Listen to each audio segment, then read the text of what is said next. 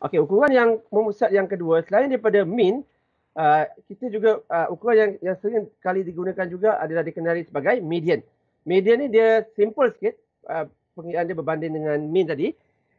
Median adalah nilai penengah, nilai di tengah-tengah. Okay, median tadi apa? Median ialah nilai di tengah-tengah. Tapi dengan syarat data tersebut kita mesti susun dulu.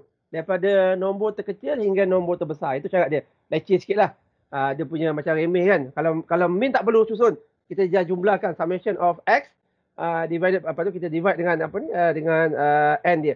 Kalau untuk median, first data tersebut mesti kita susun dulu. Daripada nilai terkecil hingga nilai terbesar ataupun sebaliknya.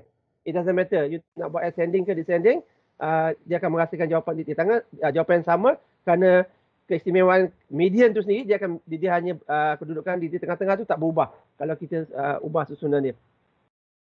Okey, setelah kita susun data daripada nilai terkecil ataupun sebaliknya, kemudian kita tentukan kedudukan median. Yang mana satu untuk akan menjadi median, kita tengoklah data tu secara kasar tu, kita boleh nampak data yang berada di tengah-tengah, nombor tersebut, nombor yang berada di tengah-tengah data yang telah disusun, itu adalah merupakan median, di mana dia membahagikan dia membagikan data kepada dua kumpulan yang sama banyak. Cuma dari segi formula dia ada satu formula khusus untuk menentukan, bukan untuk mengira median. Median ni kita tak kira, kita cari. Kedudukan dia kita boleh kira. Ni n campur 1 bahagi 2 untuk menentukan kedudukan median. Ini formula yang umum lah. Okay, untuk contoh, saya tu bagi contoh. Okay, ada dua keadaan. Keadaan yang pertama, persoalan yang ke-9 ni, iaitu saya ada data dalam kedudukan nombor 0, 7, 12, 5, 14, 8, 0, 9, 22. Okey, untuk mengira median, first of all kita kena susun dulu data tersebut. Dan contoh ni daripada nilai terkecil hinggalah nilai yang terbesar 22. Kalau buat secara manual tu, kena buat satu lah. Kalau buat pakai Excel tu, boleh sort kan. Sort by abjad A to Z dan sebagainya kan. Okey, itu pun kita susun. Okey, kemudian kita kena tentukan kedudukan median. Kita kena tentukan kedudukan median. Kalau data ni katalah ni data apa ni? Dia contoh, okey, katalah data populasi. It doesn't matter, the population ke or sample, jawapan dia akan sama. Dia macam apa ni? Macam mean arithmetic tadi. Tetapi cuma kat sini kalau katalah n dia 9, okey, ini ada apa ni, seboleh-bolehnya saya tak nak ada pelajar saya yang salah ni untuk menentukan kedudukan median dan nilai median. Dia dua perkara yang berbeza.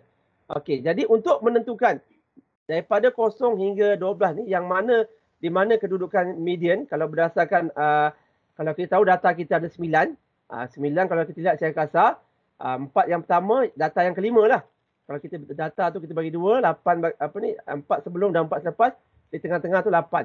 Jadi macam mana nak tentukan? Apakah rumus yang sistematik untuk menentukan perkara ni? Ialah apa yang kita perlu buat ialah berapakah size dia, berapakah bilangan data tersebut? Data tersebut ada 9.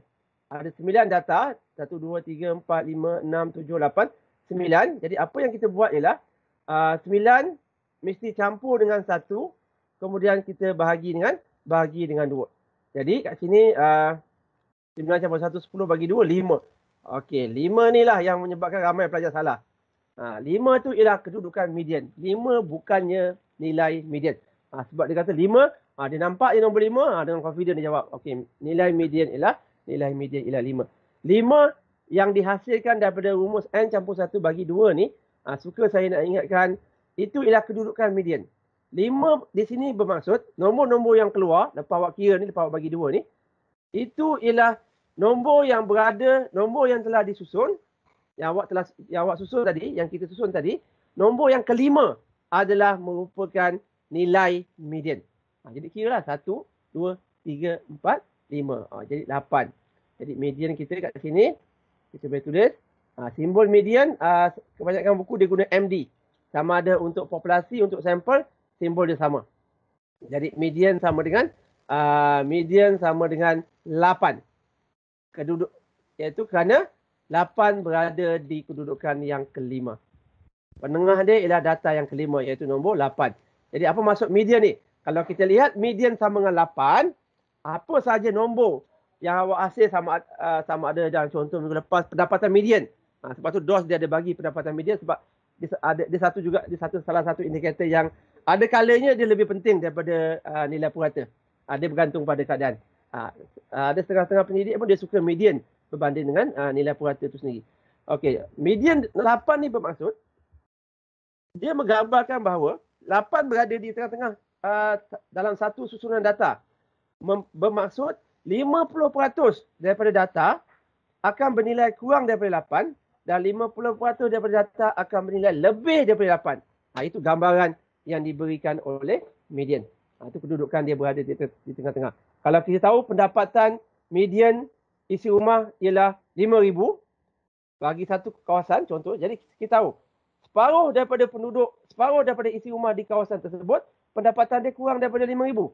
Separuh lagi lebih daripada 5,000. Jadi ada kalanya situasi begini, maklumat begini lagi penting lagi daripada nilai purata tadi. Itu contoh median kat sini. Dan ini yang asas, yang basic. Cuma di contoh yang kedua yang di bawah ni dia kata kalau N dia 10. Sebenarnya dia bukannya isu besar pun kat sini. Cuma kalau N dia 10, N dia genap. Contohnya data asal tadi. Kita campur yang beza tadi dia sampai 22, tetap 3/3. Bila nak tentukan kedudukan median, kita perlu tulis begini kan. 10 campur 1 bahagi 2. Iaitu sama dengan 5/5.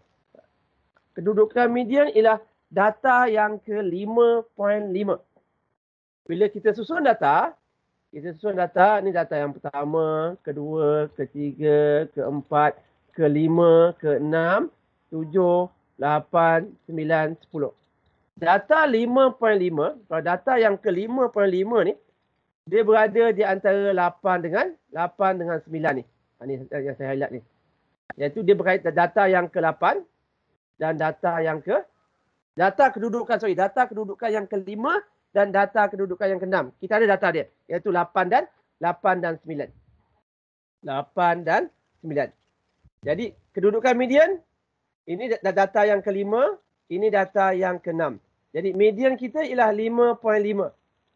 Jadi kat sini kita tak ada data yang tepat pada kedudukan 5.5. Dalam kes ni apa yang kita perlu buat ialah kita dapatkan mean arithmetic. Mean arithmetic antara data ke-5 dan data yang ke-6. Jadi kita campurkan saja 8 campur 9.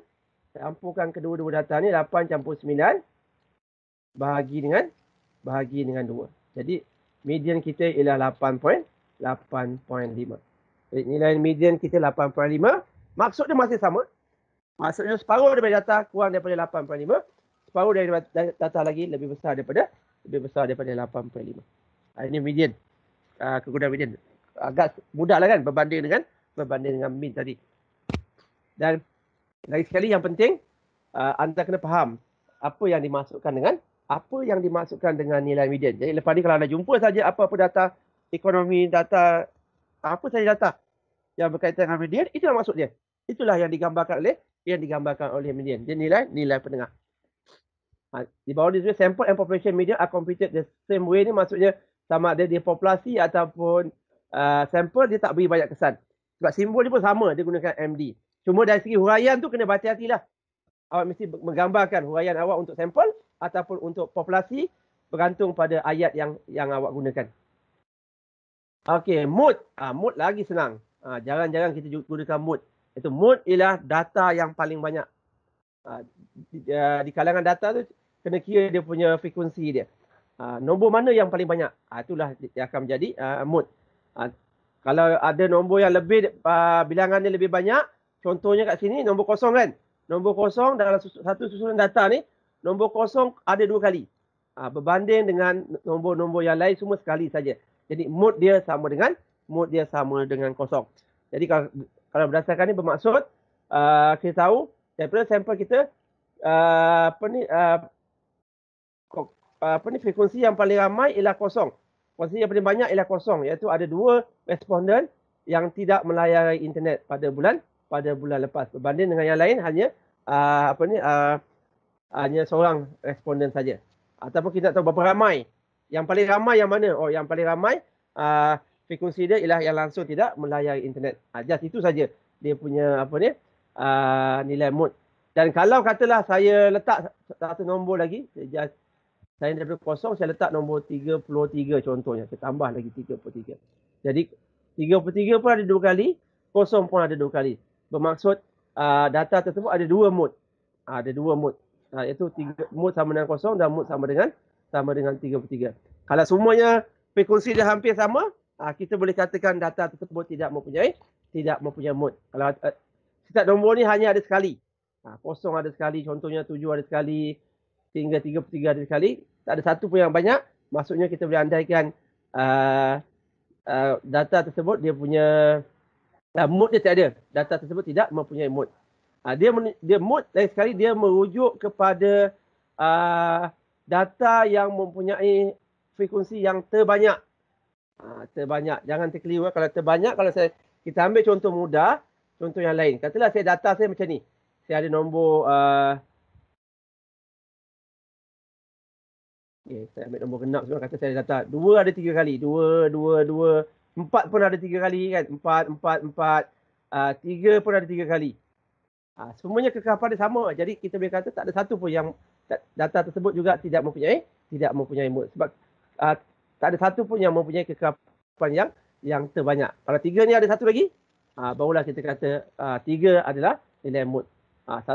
Tetapi kalau nak kata ada kemungkinan tak dia ada lebih daripada satu mood? Ya, ada kemungkinan satu kumpulan data tersebut mempunyai lebih daripada satu mood, dan dia bergantung pada keadaan, bergantung pada apa analisis kita.